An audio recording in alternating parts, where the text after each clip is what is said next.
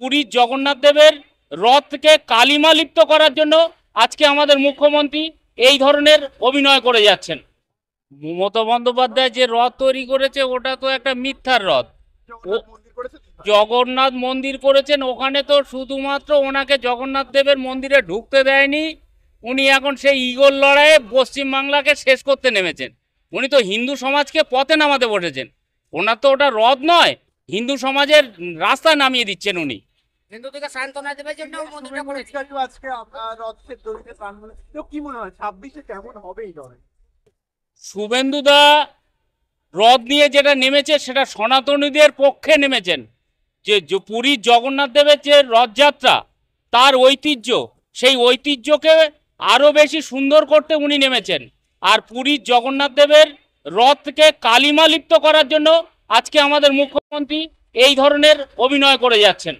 অতএব 26 মানুষ বুঝে নেবে মিথ্যার সাথে থাকবে না সত্যের সাথে থাকবে। আমার নাম প্রশান্ত বাইর।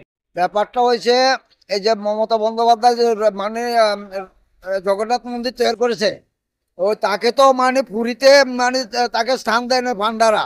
এই জন্য তাকে মানে তার মানে ক্ষিপ্ত হয়ে এটার বিরোধিতা হিসাবে মানে একটা রথযাত্রা করলে একটা বিক্ষিপ্তভাবে, কিন্তু এটা করছে, ভালো করছে। আমরা হিন্দুদের জন্য একটা ঐতিহ্য ধর্মের সম্বন্ধ হিসাবে মানে যদি রথযাত্রাটা করে সবাই মিলে মিশে তাহলে খুব ভালো। কিন্তু ওই যে মাঝে মাঝে এই হিন্দু মুসলমানের যে বিভাজন, ধর্মীয়ভাবে বিভাজন তৈরি করেছে, এটাই কিন্তু খারাপ লাগছে।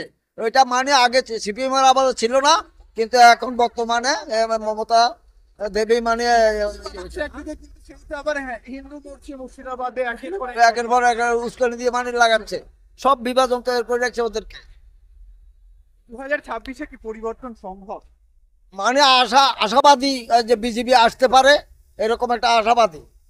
এই যে উপরমহল আপনারা জয় শ্রীরাম বলে, তারা জয় জগন্নাথ বলে, তো কি হবে? ওরা ওদের আর দিশাহারা, ওরা মানে কি বলবে তাদের আর দিশ নাই।